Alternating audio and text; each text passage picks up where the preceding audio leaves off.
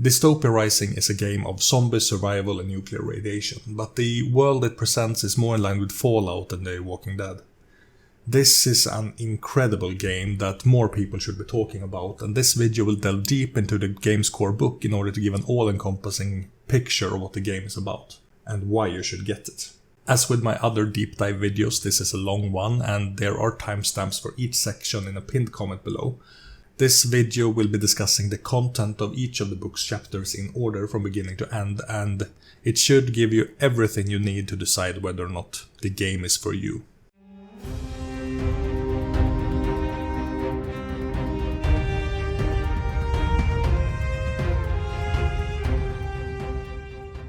The Dystopia Rising license is owned by Ekorren Media and was originally a LARP. Evolution is a storypath core book developed by Eddie Webb and published by Onyx Path, and this video focuses solely on the tabletop version of Dystopia Rising. The world was blasted with nuclear radiation and became infected with fungi and the undead. All of the comforts of the modern age were replaced with tools for survival. Now years have passed, and generations of new survivors have been born into this world, carrying with them changes, strains that have helped them better adapt to this new reality. These new survivors have begun to rebuild society one settlement at a time, with concepts such as democracy, freedom and government slowly returning. Also, these new survivors come back from the dead, just like the zombies threatening their lives and communities. So, there's that. This is Dystopia Rising Evolution, a tabletop role-playing game about life and death, about humanity and community. It's also a game about mutations, psionic illusions, pseudoscience and big-ass zombie monsters. And that's cool. So, what is the game not about? It's not about the supernatural. Pseudoscience, yes. Suspension of disbelief, yes. But it doesn't contain anything overtly paranormal.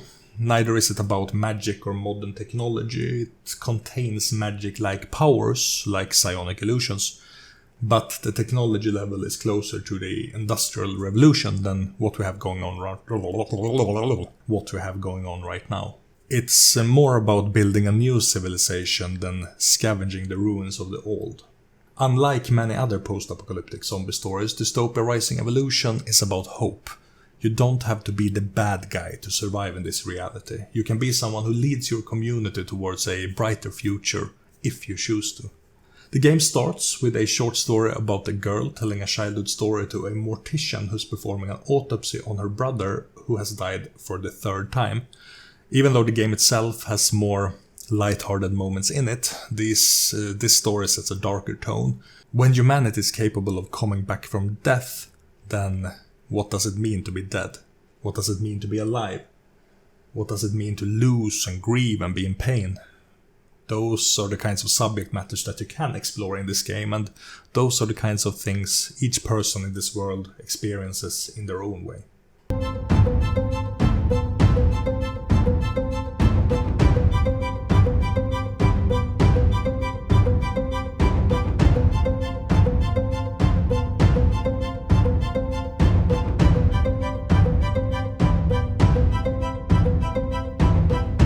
The world of Dystopia Rising Evolution is a world where water is poison, plants grow stunted and toxic, and the air sears your lungs. As for towns, there aren't that many left, and the communities that exist are often perched on some sort of ruin, like a military base or an industrial plant. There's a risk to settlements though, since they tend to become targets for zombies, raiders and other creatures. A small settlement can keep a low profile for a while, but the larger they grow, the more problems they face. Another important detail is that humanity should be dead.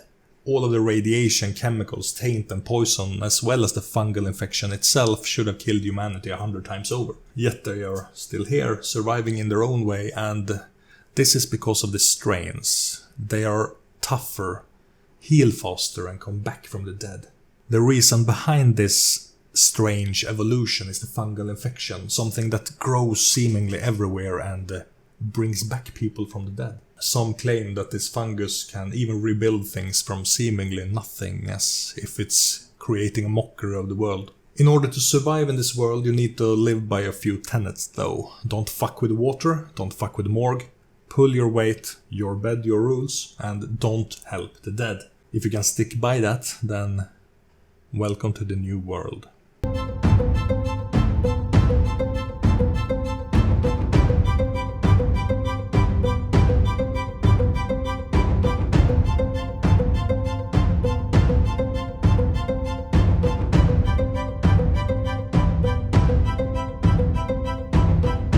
As the world fell to the infection, some people were able to survive its effects. These were the first survivors, and over the next few generations, the radiation and environment in the world caused the infection to mutate into different strains in different populations of people. Genetic differences caused physical mutations as people adapted to their new environment. The strains house the infection, and the fungal material gives them the ability to regenerate faster than pre-fall humans. This also gives them the power to completely regenerate their bodies after death. There are no more humans as we understand them, there are only the strains. The second chapter is called Your Brothers and Sisters, and it introduces a number of lineages that each branch out into 3 strains, each providing unique flavor to the lineage with unique mutations and different approaches to survival. This game uses the story path system similar to Trinity Continuum, which I've already covered on this channel, and to try to keep this video somewhat reasonable in length, I'm not going to dig deep into the ins and outs of the story path system. Instead, I'll focus on what makes this particular game stand out rather than go over the basics again for every story path game. I will put up some shorter story path videos on the channel eventually though, so if you want to learn more in-depth stuff, make sure to subscribe so that you know when they come out. The book has 8 lineages with 3 strains each.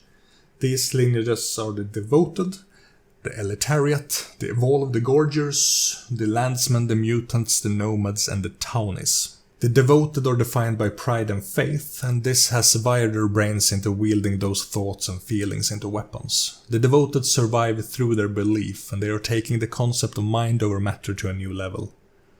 The Devoted can meditate in order to become better at actions requiring resolve. Their 3 strains are Accensorites, Red Stars, and Unborn. The Accensorites mutate to physically represent their faith, and their edges make it harder for people to influence or break them. The Red Stars believe in the goodness of people and often act as diplomats between communities. Finally, the Unborn are not unsettled by death, instead rejoicing that they are going home rather than mourning that they go away. They can also use psionic powers. The Elitariat are basically the elite. They were clever enough to hide in bunkers and let others do their dirty work for them. Because of the way they operate, they have an advantage over other strains. An advantage in resources, knowledge, and leadership skills. Their approach to survival is through getting others what they need and making sure that they have what they know others need. Their strains are the Digitarians, which are smarter than other strains and better equipped with knowledge, the Purebloods, which are socially apt or manipulative and take charge of others. Finally, the Celestros are the go-getters, or the parts of the Elitariat most likely to get their own hands dirty. They are practical and reach out to other strains. The Evolved are a new generation of strains, a mutant of the mutants in a sense. They see themselves as the pinnacle of strain evolution, but others tend to see them as full of themselves. They are strong, they often glow, and they tend to keep to their kind to not be judged by the others. One of their strains, the Irons, are larger and stronger than the rest, unbreakable laborers that glow a faint light. The Reclaimers have strong arms and strong backs with muscles ripping through their skin. Finally, the Unstable see themselves as the pinnacle of all strains, other Evolved included, with blood that glows blue and the ability to act even under extreme duress. The Gorgers are said to have evolved from the dead, with the infection having taken over corpses, leaving them their intelligence but still having them hunger for flesh. They are predators who hunt for food, and some people don't like that.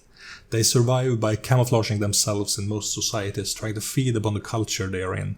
Their strains are the full dead who look like walking corpses with a mishmash of previous humans' memories. The Lazarians are hiding beneath the earth, escaping both the light and others' hatred. Finally, the Sempermort look like monsters and have difficulty holding on to memories, preferring to be around familiar faces that they won't forget after a few years. The landsmen kept away from the cities and instead turned to the countryside. They survived by living off the land, building farms, taking care of animals and hunting game. Their strains are the Americans, who tend to wear hats to hide their large foreheads. They aren't afraid of their emotions, being both quick to anger, to laughter and to tears. The natural ones are camouflaging themselves in nature and using nature's resources as weapons. Finally, the quiet folk are often overlooked. They have large eyes and soft voices, good people who show hospitality to those who respect them back. The mutants are defined by their mutations, and they are better suited than most to brave the harsh conditions of the new world. They survive by keeping a low profile with their mutations hidden, but they are also good at reading others and adjusting to new situations. Their strains are the remnants, who are usually born of mixed strain couplings and can often be mistaken for other strains, say from a mutation that defines them. The retrogrades have skin that molds and decays, but new skin grows back quickly. They look more like undead than most other strains and often wear masks to hide it. Finally, the tainted can be twitchier than other strains and maybe a bit more aggressive, but they are still people and they often stick to their kind since others don't understand their tempers. The nomads travel the wastes, trade and transport others between settlements. They are always traveling and see more of the world than other strains. They survive by being friendly and polite to those they meet on the road and trying to learn the cultures of the places they come from. By knowing people, they have a higher chance of surviving. Their strains are the diesel yokes who ride around in groups and gangs represented by patches on their jackets. The rovers take the rules of the road seriously, keeping grudges when wronged and are built for long distance travel. Finally, the saltwise travel by sea and can breathe both air and water. They can also change gender depending on necessity. Finally, the townies live in groups within towns and cities and have done so for generations. They thrive in crowds and make friends easily. Unlike many other strains, the townies have a civilization, and they survive by banding together. Their strains are the Baywalkers, who skin scars and take inks easy, making them see their skin as a canvas to tell their story. The Yorkers are tough as nails and happy to throw down if someone insults them. Finally, the Vajaysians dress colorfully because they want to be noticed. If they can draw your attention, you're more likely to do business with them, and if you do business with them, you're likely to be swindled by them. So those are the lineages and the strains, each presenting both narrative and mechanical options. Each strain has their edge as well as a persistent condition that is triggered during certain circumstances. The players are supposed to keep these conditions in mind because they provide both mechanical effects and shape roleplay. For example, the unstable have a condition called better than you. Whenever they are treated as inferior, the unstable gains an increased difficulty to mental rolls. This penalty lasts until the source of the insult apologizes, leaves, or treats the unstable as equal or better. Another example is the Baywalker condition get behind me, which makes them hate bullies. Any social roll against a bully has two complications, which in the story path system are like a secondary difficulty layered on top of an action that doesn't determine if the action is successful, but determines whether any negative consequences come with how the action is successful. Basically, unless the Baywalker rolls well enough to overcome both the social action's difficulty and these two complications, they keep running their mouth against the bully. They simply cannot be polite or cordial with them. This penalty lasts until the bullying stops. The Solestros has a condition called I can do it better, which makes them so certain that they can succeed at anything that being forced to acknowledge that they are incapable forces them to spend momentum to succeed even at trivial tasks. Momentum is another aspect of the story path system, which acts like a resource given to players for failed actions that help them increase the chances to succeed at new actions down the road.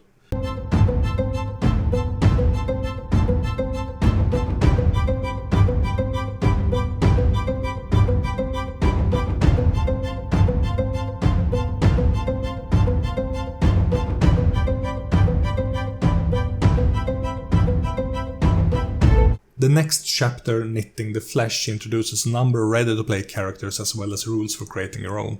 If you're familiar with the story path system, the character creation for Dystopia Rising will be familiar as well. if you're not familiar with the story path system, there are a number of steps to character creation. Step 1, concept. Step 2, paths. Step 3, skills, skill tricks and specialties. Step 4, attributes. And step 5, final touches. I'm not going to cover all of them in this video, but I do want to talk about paths. Paths represent decisions the character has made or experiences they've had over the course of their lives. These paths exist in all story path games, but their nature vary from game to game. In Dystopia Rising, the 3 paths are strain, role and society. We've already spoken about all of the strains. This path reflects the character's unique history, upbringing and mutation as determined by the nature of those strains. The role path is the character's occupation or area of expertise, such as caravan driver or thug.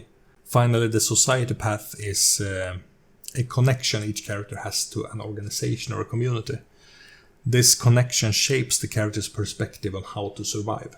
The paths contribute with different traits that help define and customize the character.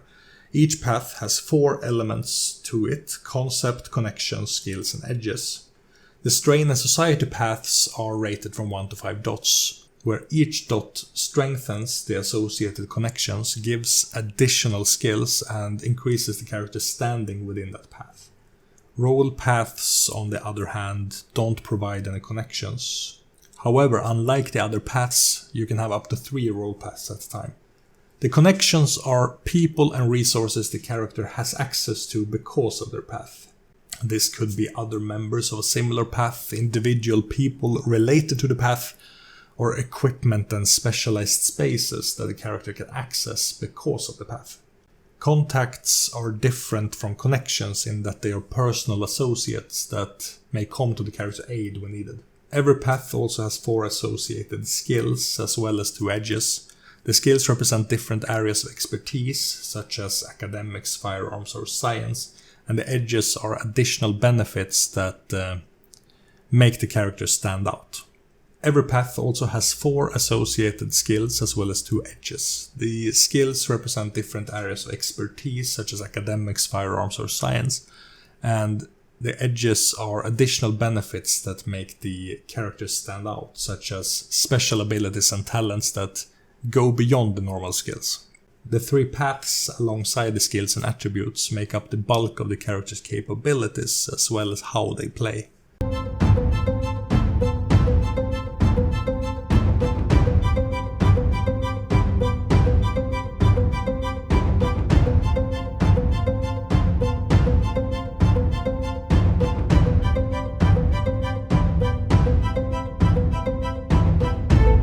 Next up is the chapter that goes over the story path system. This system uses a pool of d10s with a number of dice represented by the character's ratings in a skill and an attribute. We have already spoken a bit about skills, but unlike them, which are trained and specific to certain fields, attributes reflect the character's raw ability to function. Each attribute falls under one of 3 arenas: mental, physical or social, as well as one of 3 approaches: force, finesse or resilience. The mental attributes are intellect, cunning and resolve, the physical attributes are might, dexterity and stamina, and the social attributes are presence, manipulation and composure. Similarly, the force attributes are intellect, might and presence, the finesse attributes are cunning, dexterity and manipulation, and the resilience attributes are resolve, stamina and composure. When it's time to roll for an action and after the player has put a dice pool together, it's time to determine if they have an enhancement. This is a bonus to the action secondary to the dice pool itself, such as a specific tool or a situation that works in the character's favor. As long as the player rolls at least 1 success on their action, which is an 8 or higher on a die, the enhancements trigger and provide extra successes. The total successes required to succeed is determined by the action's difficulty, often determined by the story guide. If the player rolls a 10, that die is counted as a success before being rolled again. An action always has a difficulty, but they may also have complications. These don't affect whether the action fails or succeeds, but they can add negative consequences to a stressful action. After the player has rolled all dice for the action, they use their successes to first overcome the difficulty, and then, if there are successes remaining, overcome the complications or purchase something called stunts. Stunts improve the character's position to further their goal. They are described as narrative permission slips that give the player a chance to alter the scene in their favor or do something they normally couldn't have done. There are 3 categories of stunts which the player can invest their successes in. A complicated stunt allows you to make a complication for another character. An enhanced stunt creates an enhancement that you can use for another action. Finally, a difficult stunt makes it harder for others to accomplish actions directed at you.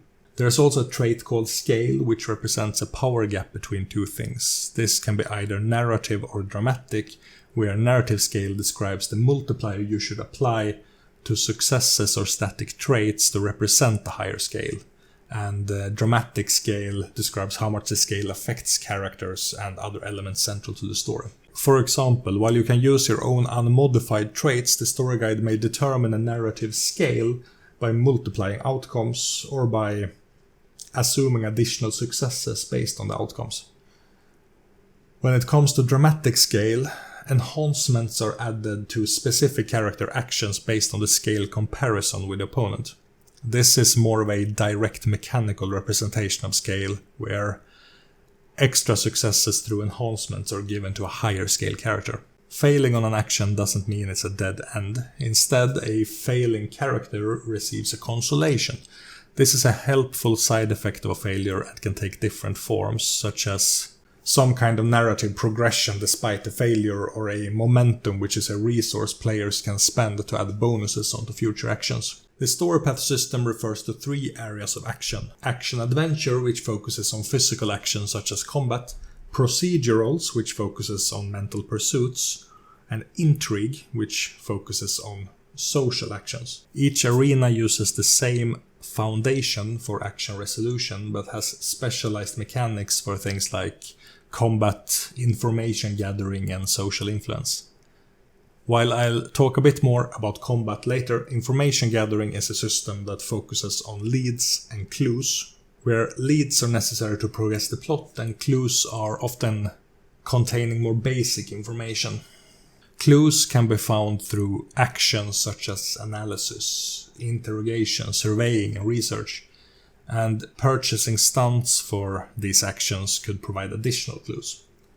When it comes to social influence, the story path system refers to attitudes and atmosphere. Characters come into social situations with a defined attitude, and this is something that can shift throughout the scene. In addition, the scene's atmosphere can also affect people's attitudes. When using social influence actions to try to compel behaviors, attitude and atmosphere play a part in the likelihood of success. So a character may want to first invest time in shifting someone's attitude before they attempt to encourage certain beliefs or behaviors.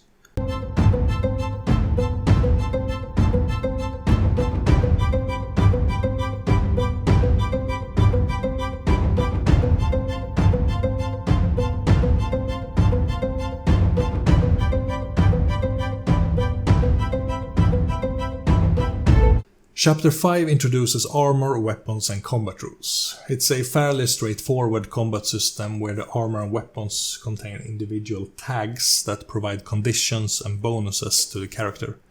Like with many other role-playing games, combat starts with a roll for initiative, which is the most appropriate skill for the situation, plus the character's cunning attribute.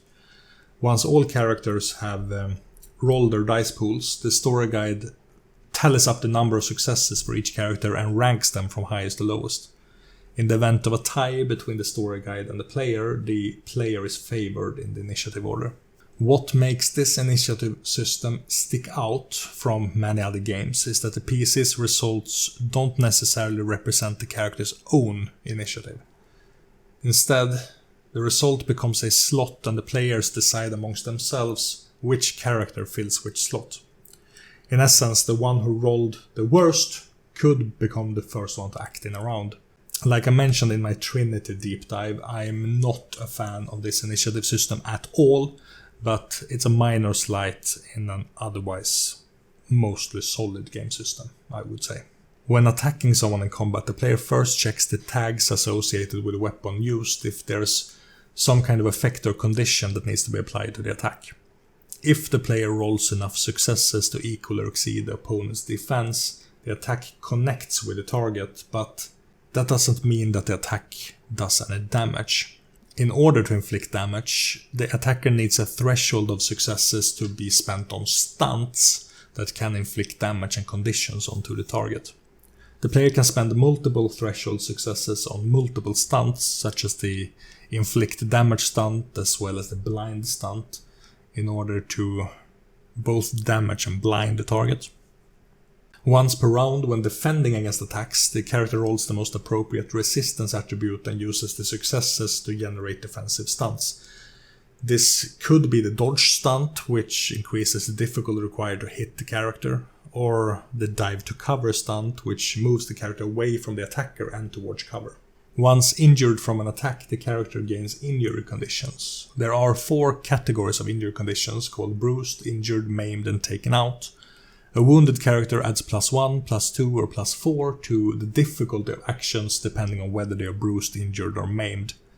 They also gain strains, and these are not to be confused with the lineage strains. A strain in this case is a negative condition caused by the injury, such as a broken leg. It's a term used in all Storypath games, and I think it's a little awkward that it happens to be a term that overlaps with a different meaning in this game in particular. Renaming the strain condition for the purpose of Dystopia Rising only could be confusing for Storypath players, and renaming the lineage strain to accommodate this condition wouldn't really be popular since it's an established lore term. I think Onyx Path's only choice here is to accept the term overlap, unfortunately. When the character reaches the stage of taken out, they are still conscious but no longer able to fight. However, should they sustain further damage, they'll gain the condition bleeding out. The character can no longer perform any actions aside from calling for help. They fall prone and are unable to take any defense. In addition to physical damage, a character can suffer damage to their mind with stress conditions such as troubled, distraught, haunted, or burned out, which all can penalize the character in different ways, much the same as physical injury conditions do. There are also trauma conditions, which are more persistent. An important aspect of Dystopia Rising evolution is death, and with that the grave mind. The fungal infection behind the zombie plague is everywhere, in the survivors themselves as well as in plants, animals, and the landscape. When someone dies, the fungal infection breaks down their body, usually in a few hours, and then rebuilds it a short time later. With every death, a person becomes a copy of a copy, resulting in imperfections stacking up over time. Eventually, the process fails to revive someone altogether and turns them into mindless undead. The reanimated character is rebuilt close to, but not exactly where they died. The process of death and reanimation leaves traumatic marks, but they otherwise come back with the skills and memories they had before. For a while after reanimation, the character's blood is green, a sign of the fungal infection, and the closer they are to their final trip through the grey mind, the darker the green is. This gives survivors a rough idea of how many more deaths they can withstand. In the game mechanical terms, 2 things happen when a character dies. First is the roll to see if you recover. This is typically integrity plus resolve, but the story guide can allow different skills and attributes depending on the circumstance. The difficulty for the roll is equal to the number of times the character has died.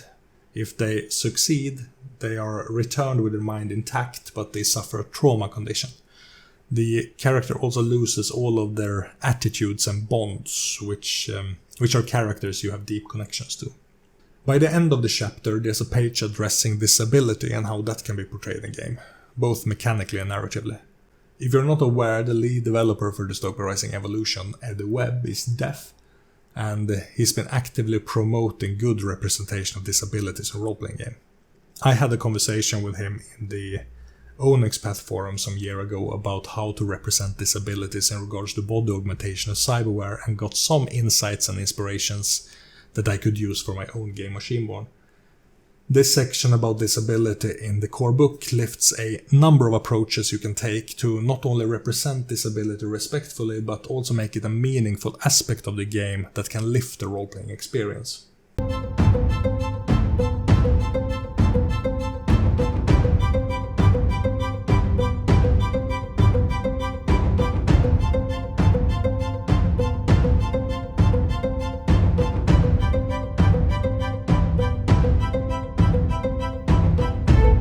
Chapter 6 introduces rules on how to survive the lands between communities, where zombies roam and natural hazards are ready to send the survivors screaming to the morgue.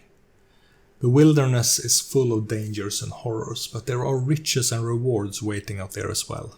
There's scrap to harvest that engineers can turn into armor, weapons and vehicles, or to improve a settlement. Even though the wilderness is dangerous, it's essential to survival. There are also a number of additional rules introduced in this chapter, such as information about fatigue, starvation, dehydration, hunting, foraging, cooking, weather and illness. I'm not going to delve into details about how each individual aspect of survival works, but it's all based on the same story path foundation, and it's an essential part of a survival game like Dystopia Rising Evolution is. Something I want to talk about is radiation, the green glow. This is everywhere, and there's enough of it out there to have killed off humanity if it didn't have the strains. When braving the wastes, people must be aware of the devastating effects that radiation has upon them. When radiation is part of a natural environmental hazard in areas the characters need to traverse, it's treated as an indirect damage effect with an intensity based on the character's range from the radiation space. Because of the strains, survivors can withstand a lot of radiation, but it's still far from harmless. It cannot really be compared to the dangers of real radiation in the real world though, but that wouldn't make for a very fun game. Another thing I want to address from this chapter is the section about fear and trauma. When facing unimaginable horrors, fear becomes natural. In this game, encountering horrors will force you to roll integrity plus resolve to see how well you can cope with the experience. After a character has been burned out from stress, they may acquire a trauma condition. In a dark and dystopian world with the kinds of horrors that exist in Dystopia Rising Evolution, it makes sense to have some kind of trauma mechanic to accentuate that aspect of the setting. Trauma is something that needs to be handled with care though, because there are people in the real world with real-life trauma who may want to play this game, and it's important that the fictional trauma isn't depicted in a way that it could trigger a real one. I know for a fact that Onyx Path cares very deeply about representation, and they have sensitivity readers that provide feedback on all of their books. While many publishers could have made a trauma mechanic without thought about real-life connotations, this book at least contains a section about how to approach this mechanic when playing with people who may suffer from mental illness in different forms. The book points out that trauma conditions are a fictionalized and dramatic version of real-life mental illness, and that it's important to be sensitive about how to represent them. I'm a bit ambivalent about the representation of this book myself, but I do recognize that the intent is well-meaning, and it could be a lot worse than this. I just think that turning a real-life diagnosis and slapping mechanics on it is a risky move to make. I work in mental health treatment, so I'm well aware of how common trauma and mental illness is, and that there's much more behind mental health treatment than simply experiencing therapy as a condition resolution mechanic, as is the case in this game. You don't simply go to therapy and get cured. The therapy is there to offer guidance for your own hard work in combating your mental health difficulties.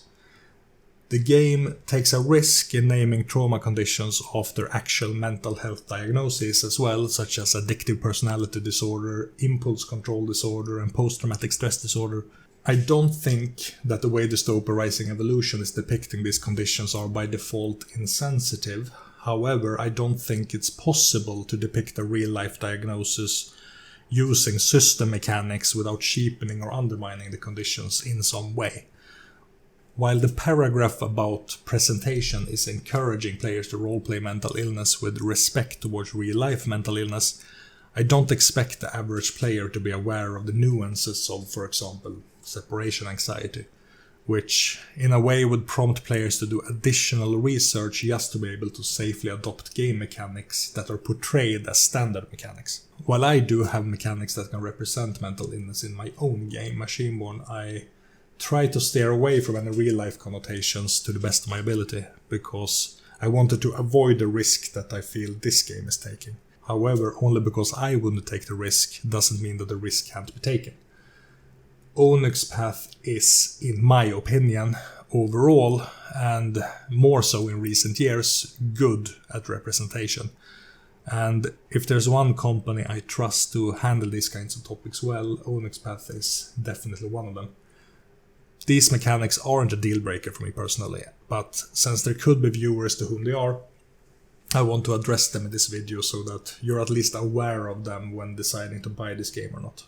An important aspect of surviving in a post-apocalyptic world is to scavenge the ruins of the old world and adapt the scraps to the new world. Scrap is a term used for anything salvaged to be repurposed, and it can be either organic or inorganic, with organic scrap coming from plants, animals, raiders, zombies, etc., usually in the form of bone, fur, teeth, skin and more. Inorganic scraps are metal objects, relics from the old world, and basically anything that could be used for something else. After having salvaged for scraps, a character may want to craft an item. In Dystopia Rising Evolution, a craft project is boiled down to a goal with a tier, where the goal is the aim of the crafter's work and the tier is determined by the scope of that goal. Higher tier projects may require a lot of salvaged scrap and a long time until they reach completion.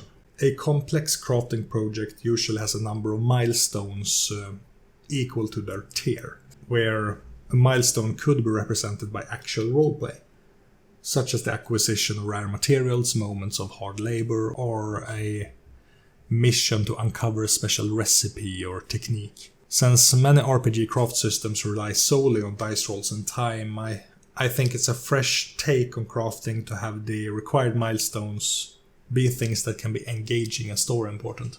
Dystopia Rising Evolution, because of its post-apocalyptic nature, doesn't have a universal balanced economy that all communities and survivors follow. But the game has a universal price point that can support the narrative-driven in-character barter and trade system that make up the world. The universal price point, or UPP, is meant to act as a tool for the story guide and the players to keep track of values during play. When trading in game, it's easier for players to suggest that they trade goods and scraps worth 100 UPP for whatever it is they want to purchase. By referring to UPP values, it helps the players to know how wealthy they are in a world without a universal in-game economy.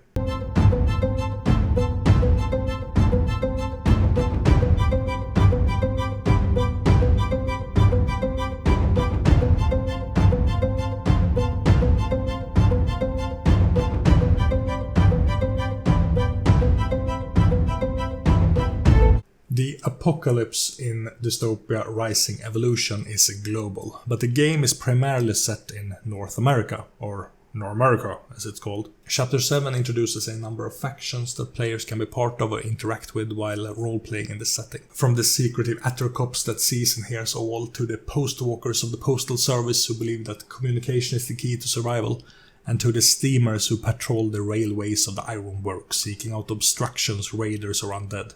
There are several more factions listed in this book, each with their own unique ways of life. There are also secret societies, which unlike the factions are far more specialized, with strict agendas. The black market is a network of individuals who supply the illegal and unsavory to demanding customers throughout the Wasteland. Dead Sight Society believes in the complete and utter eradication of all psionicists that roam the wastes, as they believe that those with psionic powers communicate directly with the Grey Mind. There's also the Servants of the Undying, who become addicted to the Grey Mind and the benefits of infection, seeking enlightenment through death and hoping to claim the powers of the Grey Mind as their own.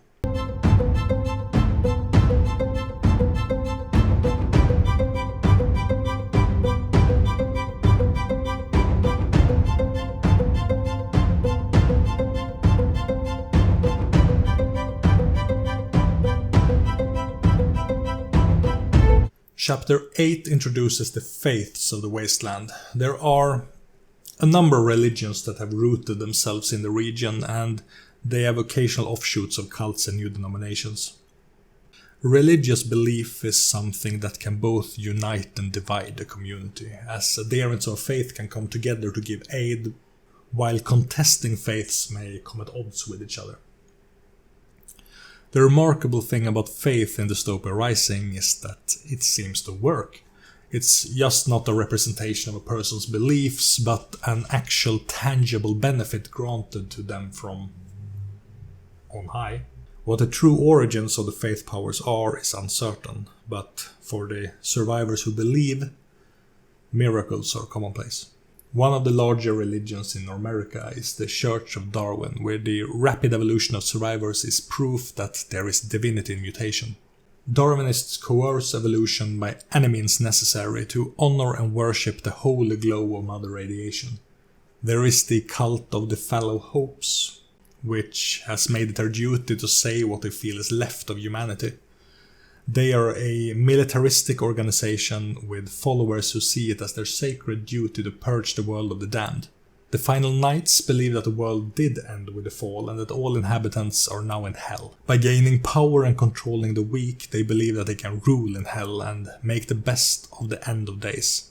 The Telling Visionaries, probably my own favorite religion in the book, believe in the power of the signal, a power that played through boxes in people's homes, telling the world of the sponsor and his prophets, teaching life lessons and parables to the people of the old world.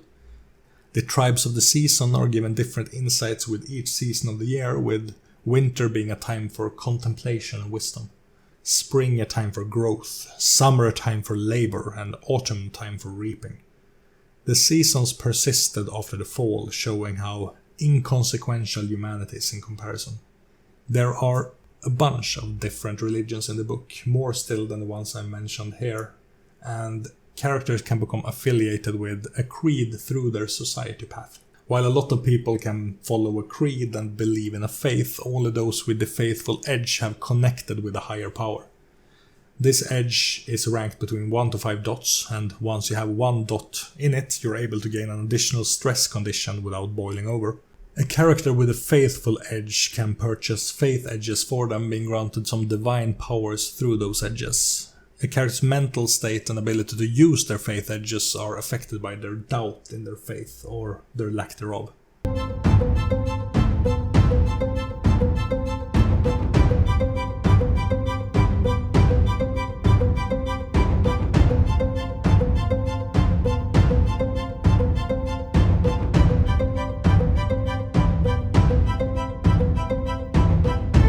As the post-fall survivors evolved into their various strains, some began to exhibit unexplainable mental abilities. They could use their minds to exert control over machines, flames, other minds, and even bodies. The powers of these psionicists were grouped into 7 different influences: biokinetics, egokinetics, necrokinetics, pyrokinetics, technokinetics, telekinetics, and telepathy. There are also minor psi powers available to all psionicists, such as the ability to create phantom sounds, provide luminescence, as well as receiving glimpses of the future. Biogenetics focuses on the control the mind has upon the body and the bodies of others.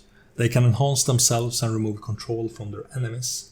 Some biogens focus on healing and giving aid to those suffering in the wastelands, while others toy with others as a puppeteer with a marionette. Egokinetics focuses on the mind's relationship with itself. These psionicists take the phrase mind over matter to new heights with feats such as ignoring the effects of wounds, foregoing sleep for days, and even draining others' mental fortitude. Necrokinetics explores the connection between the psionicist and the grey mind, and they've learned how to walk among the undead. Pyrokinetics lets the survivor strengthen a smouldering ember into a roaring fire, snuff out an inferno with little concern, or even sear their targets with blazing wrath. Technokinetics lets a character interface with machines and technologies. Telekinetics lets a psionicist manipulate objects at a distance. Finally, telepathy focuses on the power to exert one's will to compel others.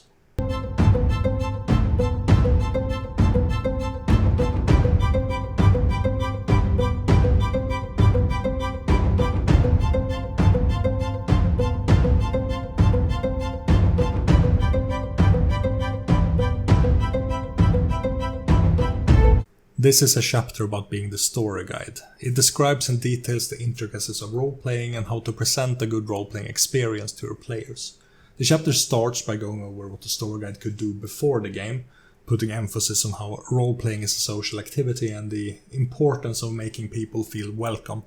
The chapter also describes a number of post-apocalyptic themes that can be explored in-game, what defines them and what distinguishes them from each other. In the During Play section, the chapter gives suggestions on how to bring the world to life, how to balance preparation and improvisation, as well as how to interpret the rules. This chapter holds an all-around discussion about all of the ins and outs of roleplay, with a lot of focus on the importance of communication and interaction. Roleplaying is a social experience, and this chapter helps as much with leading a group as it does with presenting a narrative. The grave mind is a term that's used a lot throughout the game, and it refers to the power that brings people back from death. Between a person dying and returning to life, they go somewhere, and they have a traumatic experience of fear and darkness in a twisted reflection of a broken world, yet still unique to all that go there. There's no satisfying answer to what the grave mind actually is, and that's why so many of the faiths have their own perspectives on it. To most survivors, the truth of the grey mind is of little concern. It's just another hardship to endure as part of their lives. The story guide is urged to come up with a grey mind scene for a player character who has died. These scenes shouldn't involve rules and dice rolling, and instead be entirely roleplay focused. These scenes don't have to be bound by logic either, so settings and characters can shift or blend and time can slow or loop. While the story guide presents the grey mind scene, the player is ultimately the one who decides the outcome of it.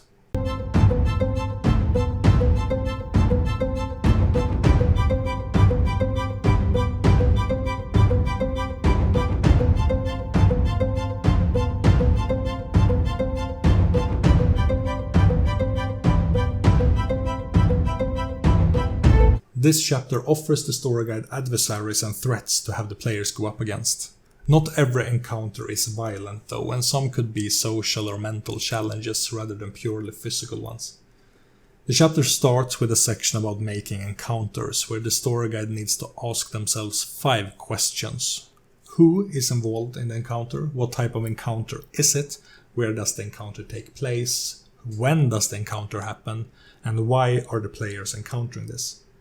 If there's not a clear answer to all 5 questions, then maybe the story guide needs to rethink the encounter. Because this is a world with zombies, the players could come across a horde. This is a large gathering of enemies, most commonly zombies, but could also be other enemy types. The game considers anything that dramatically outnumbers its opponents a horde, and they are represented by a higher scale rating than ordinary members of that enemy type. While large hordes can seem incredibly strong, they do have some weaknesses. Attacks against the horde are more likely to be successful, for example, reducing their overall strength. As the larger horde is represented by a higher scale, that scale drops as they start losing health. The game also has a brute mechanic, which represents a single threat of high power. An ordinary enemy type can be converted to a brute of its type and given a higher scale. The chapter goes on to list a number of threats, from animals to humans to zombies, with several listed variations, such as plague hounds to dread surgeons and boneheads. There's a huge variety of enemy types within the listed categories, with both animal, human and zombie threats coming in wide varieties and with different strengths and weaknesses. The only thing I'm missing from this chapter is more art depicting all of the enemy types.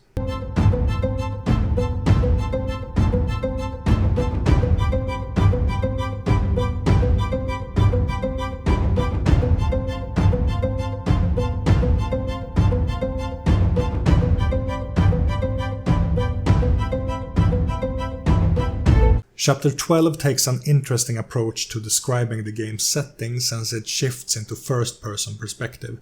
The history is written from the perspective of a survivor, and it starts with the fall of mankind. This is an unreliable narrator, but then again, all narrators are unreliable in the world of Dystopia Rising. Survivors don't know what caused the fall, and they can only speculate about the past based on their own experiences in their own present. While it's unclear what actually caused the fall, rumors point towards research made by a group called the Mon Corporation. The narrator believes that infection was manufactured in order to control a growing population. But unfortunately for the people of that time, those killed by the infection didn't stay dead. As the fungal infection spread, humanity fought back, trying to wipe out infected areas with nuclear bombs. This eventually led to society's fall, but the survivors adapted to the fungal infection and learned how to survive despite the contagion. Over time, human settlements would rise again, and people tried to rebuild. New societies and cultures were formed, and North America became Normerica, Normerica, Normerica, Normerica.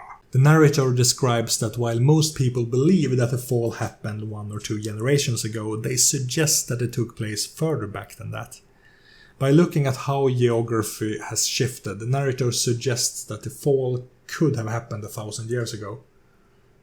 While this is hard to believe, the narrator suggests that the fungal material could be responsible for keeping the ruins relatively intact as well, causing even scrap metal to heal itself in ways that make it exist even after so long.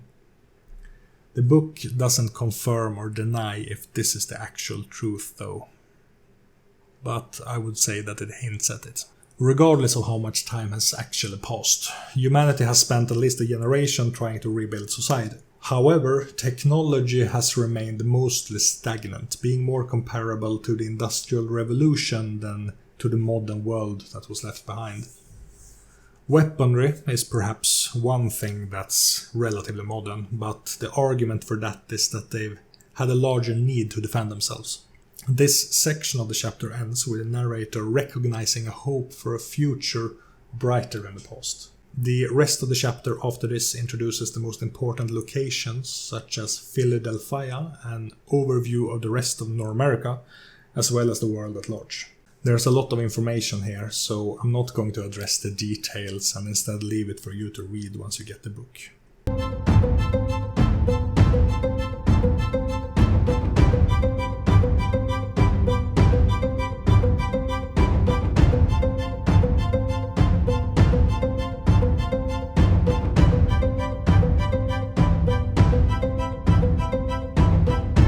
Chapter 13, Let the Dead Lie, is actually a brief playable scenario that could act as an introduction to Dystopia Rising. This story takes place in Philadelphia and lets the players get to know the setting and its people. I'm not going to spoil any of it in this video so that you can play it for yourselves. I'm very glad that it's in the book though, since new games can be difficult to get into and playable adventures help ease new groups into a setting. Finally, the book ends with an appendix containing a number of listed conditions before an extensive index and the character sheet. I must say that I like this book very much, and as far as Storypath games go, I think I like it even more than I do Trinity. This is my first exposure to Dystopia Rising, and I think it's a compelling game that feels more like Fallout than it does Walking Dead, and it's a game that I think could be one of the greats should more people become aware of it. Now, I haven't had an opportunity to play the game yet, and I can only share based on what I've read in the book. I didn't have any preconceived notions going into this book though, but I do admit that I have a bias for Onyx Path games. However, even though I'm affiliated with Onyx Path, these reviews are independent, and I've always been honest about aspects of the games I review that I don't like. There's surprisingly little in Dystopia Rising that I don't like though, and that surprised me tremendously. I went into the game quite indifferent towards it, since I didn't know much about it, and in fact I didn't actually expect that I would enjoy it very much. But with that said, I think that this game resonated with me more than any other game I've read in quite a while, and that says a lot coming from me. It really is a role-playing game that more people should be talking about, and I look forward to see how the game line evolves. See what I did there? I'm going to end this video here, so if you like this and want to see more, don't forget to like, comment, share and subscribe. I also have a Patreon where you can get access to previews of my own game Machineborn, as well as access to other content, including the manuscript for this video. I'm also going to release the playtest of Machineborn this month, so if you subscribe to the channel you can keep up to date with that and download the playtest once it's available. Anyway, until next time, see you all beyond the grey mind. Nor America!